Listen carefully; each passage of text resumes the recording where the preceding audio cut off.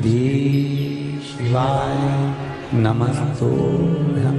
महाराज दुनिया के लोग नहीं समझते कि शंकर पर जल चढ़ाने का क्या लाभ है।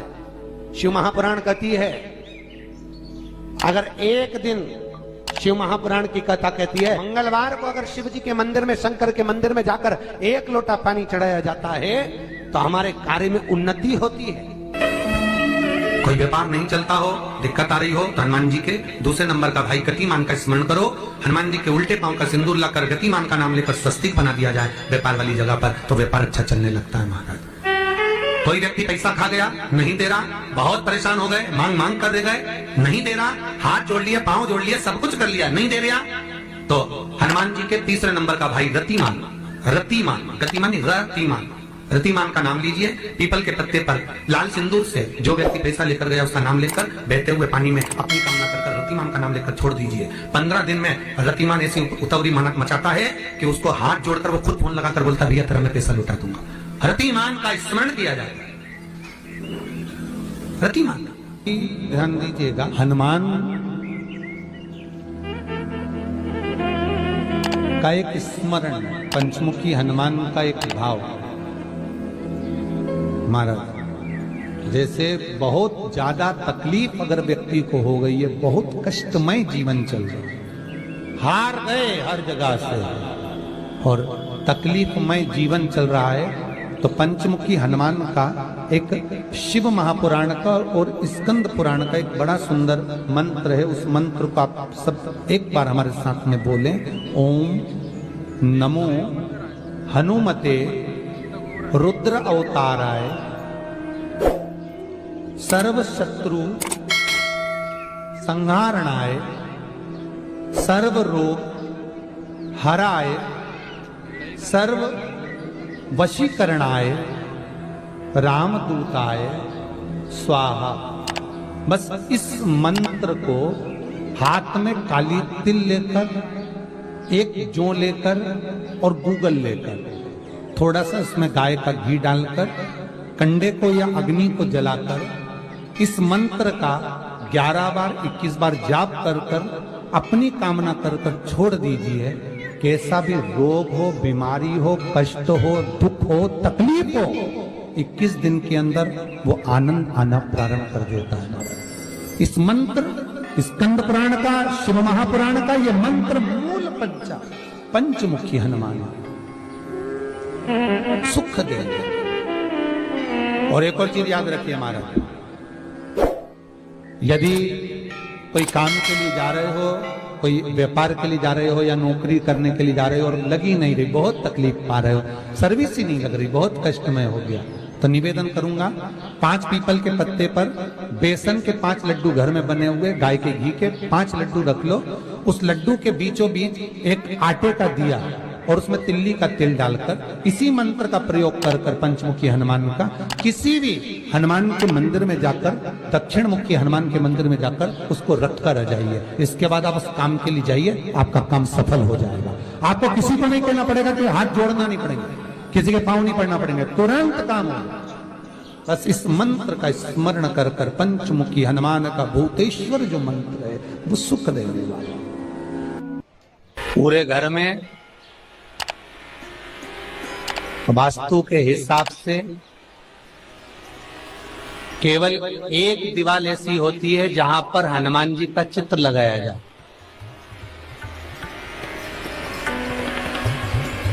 चाहे तुम पर्वत उठाने वाला चित्र लगाओ हनुमान जी का, चाहे बैठे हुए लगाओ, चाहे रामायण पढ़ने वाला लगाओ, चाहे लंका दहन करने वाला लगाओ, चाहे राम नाम जपने वाला लगाओ, चाहे लक्ष्मण को संजीवनी देने वाला लगाओ, चाहे मौन मुद्रा में लगा दो, चाहे स्तुति में लगा दो, चाहे भजन में लगा दो। हनुमान जी का कोई भी चित्र लगता है तो ना पूरब में लगेगा, ना पश्चिम में लगेगा, ना दक्षिण में लगेगा। हनुमान जी का अगर चित्र लगता है तो उत्तर की दीवार में दक्षिण को देखते हुए लगता है, केवल एक ही स्थान।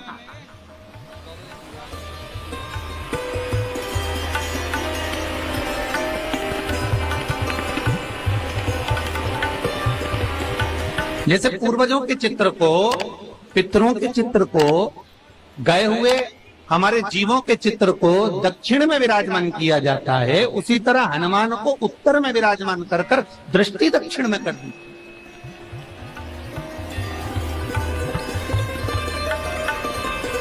घर में हनुमान जी के जितने फोटो होते हैं उसको केवल दक्षिण दिशा में लगा, उत्तर दिशा में लगा बिठाते थे और दक्षिण की ओर उनकी दृष्टि होना चाहिए, दक्षिण की ओर उनका मुख होना चाहिए। क्यों?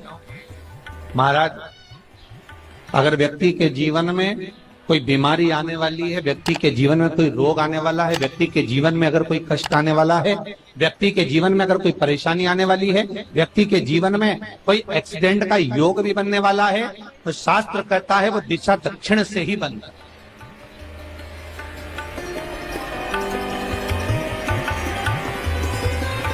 ये दक्षिण जो दिशा है ये यम की दिशा। यहाँ संपूर्ण परिवार के साथ यमराज अपने आनंद में निवास करते।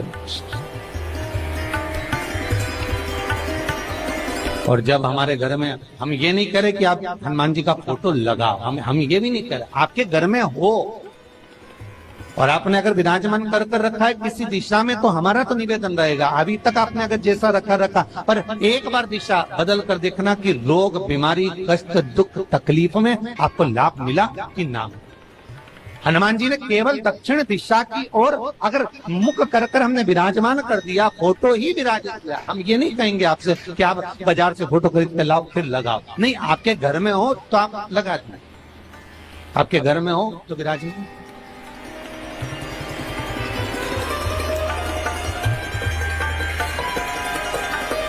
अच्छा, कितनी विपरीतता है वो भी आप जरा जानिएगा महाराज, कि शंकर भगवान के ऊपर जो जल चढ़ाया जाता है उसकी जलाधारी उत्तर में जाता है महाराज।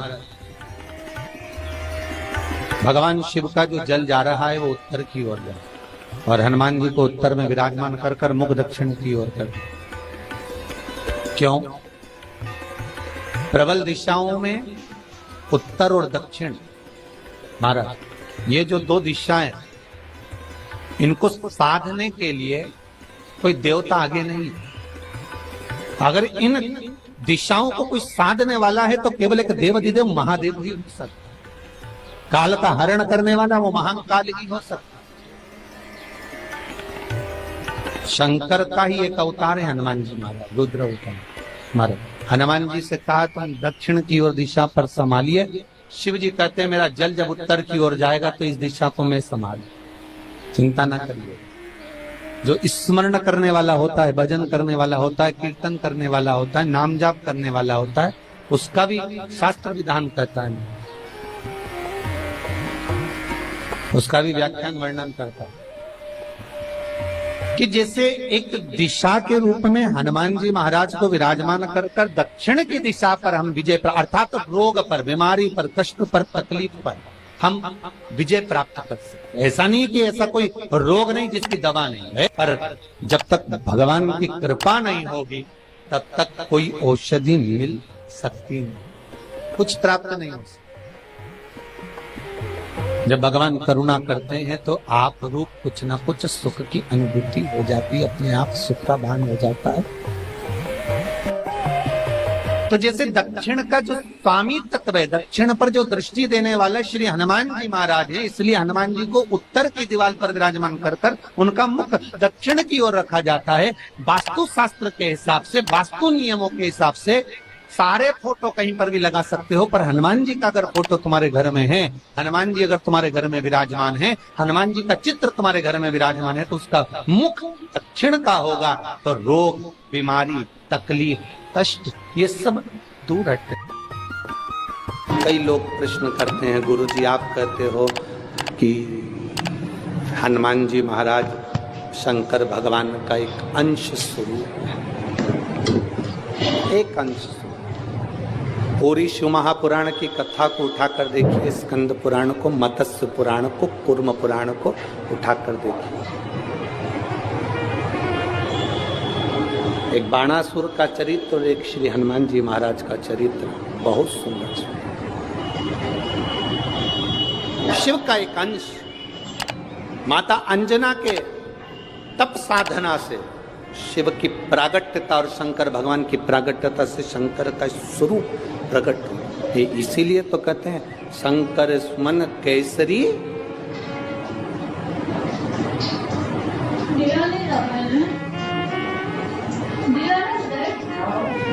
शिव का एक स्वरूप है हनुमान जी। हम तो हमेशा कहते हैं अगर आप हनुमान जी का भी दर्शन कर रहे हैं तो ये अंदाजा लगा कर रखें कि आप शंकर का दर्शन कर रहे हैं। आप शंकर का दर्शन कर रहे हैं तो ये अंदाजा लगा कर रखें कि आप हनुमान जी का दर्शन कर रहे हैं। सब एक, कोई भेद नहीं, सब एक, कोई भेद नहीं। देवताओं, आप एक बेलपत्र,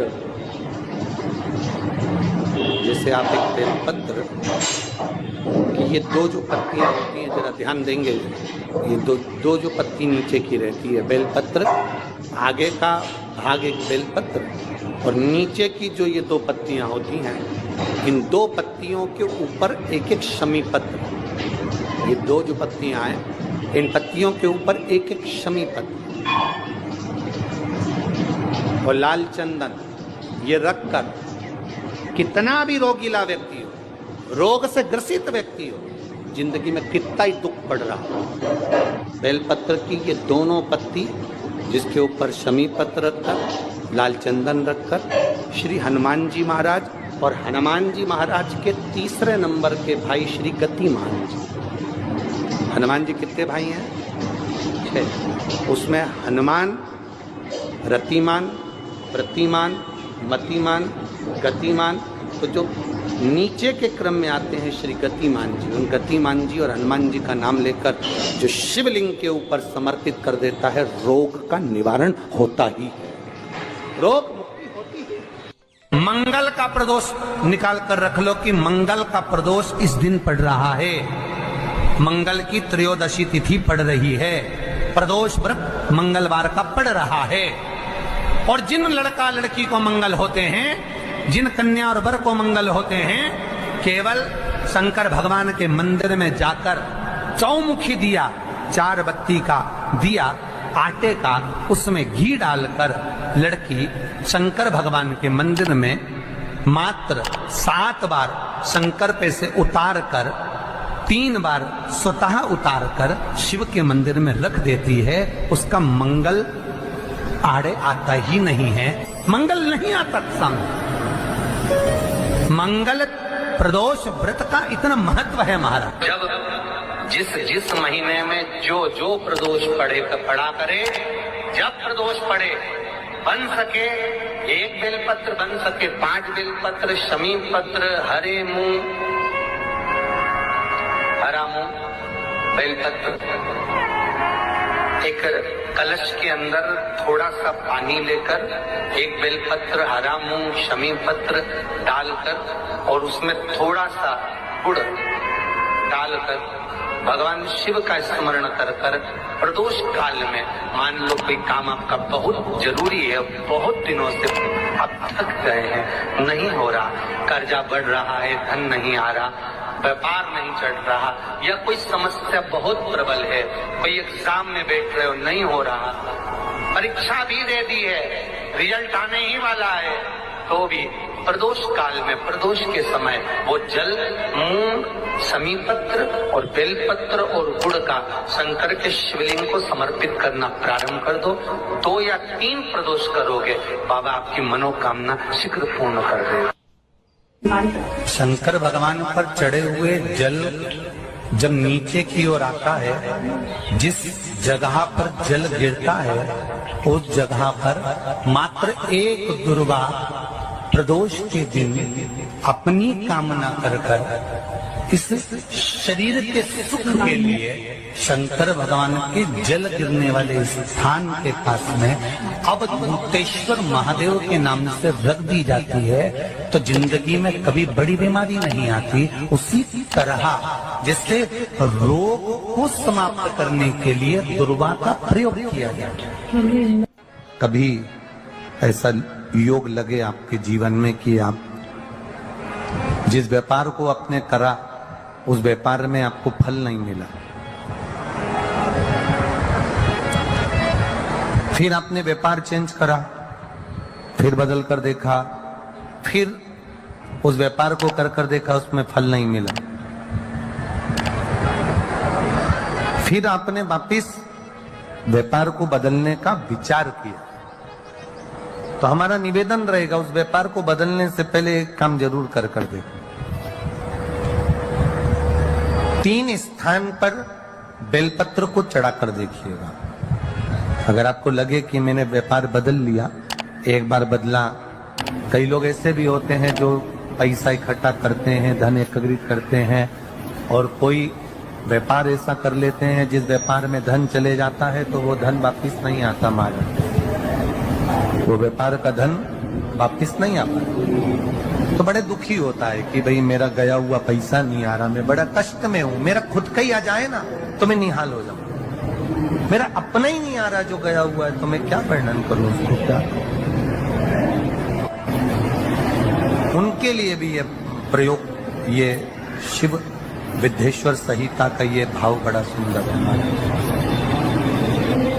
आप व्यापार पर व्यापार बदल कर देख लिए, धन भी हमारा कहीं डूब गया, आ नहीं रहा है, तो प्रयास करना 3 स्थान पर चढ़ाई गई बेलपत्र हमें सुख का अनुभव कराए।